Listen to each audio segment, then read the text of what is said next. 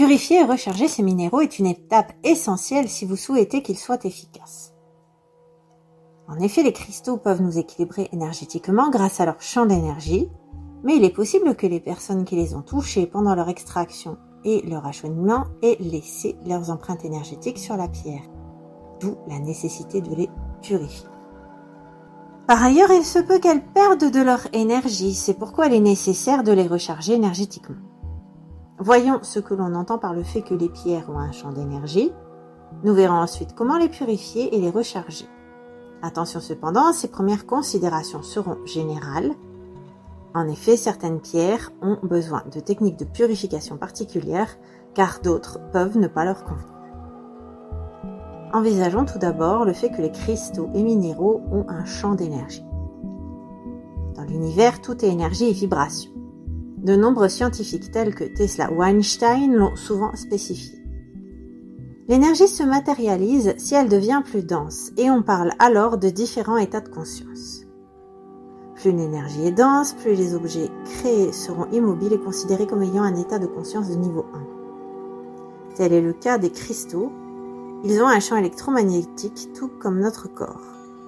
Vous pouvez vous en rendre compte en regardant les photos de Kirlian. Le corps humain ou les objets sont entourés d'un champ. Qui dit champ électromagnétique dit fréquence. Chaque pierre en a une et en entrant en résonance avec nous, elle peut rééquilibrer notre propre fréquence.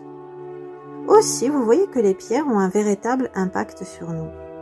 C'est ce qui permet de parler de lithothérapie. Maintenant que nous avons vu l'importance de préserver la fréquence de chaque pierre, voyons comment faire en envisageant les techniques de purification des cristaux.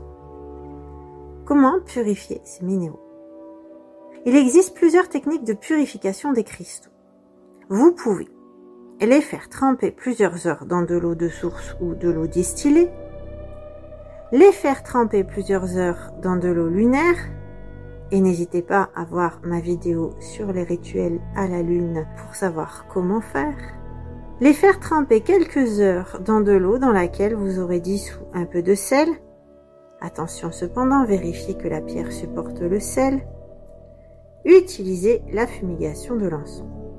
Maintenant que nous venons de voir comment nettoyer nos cristaux, voyons à présent comment les recharger car une fois purifiés, ils doivent aussi être en mesure de retrouver leur vigueur. Comment recharger ces minéraux? Je vais envisager ici les techniques de purification simples.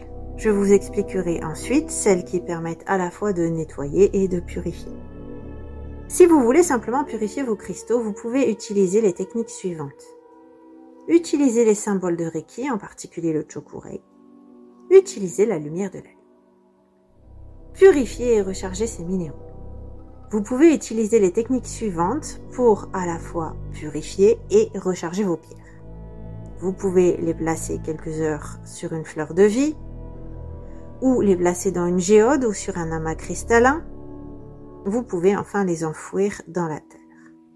Attention cependant, veillez à utiliser une technique compatible avec la pierre. Par exemple, comme indiqué, certaines ne supportent pas le sel. Pensez à vérifier ou à demander avec quelle technique de purification elle est compatible. En attendant, je vous en fournis quelques exemples. Voyons certaines incompatibilités particulières avec certaines pierres. La liste de purification que je vais vous proposer est non exhaustive, mais elle peut déjà vous fournir de premières pistes. Sont incompatibles avec le sel, l'ambre, l'amazonite, l'apatite bleue et verte, l'aragonite, l'argent, la calcite, la charoïte. Il en est de même concernant la chrysocole, la cyanite, la dolomite, la labradorite et le lapis lazuli. Enfin, sont incompatibles avec l'eau, l'angélite, la sélénite, la météorite et la célestine. N'hésitez pas à consulter le descriptif de la vidéo, je vous fournis quelques liens pour pouvoir, par exemple, savoir comment confectionner de l'eau lunaire.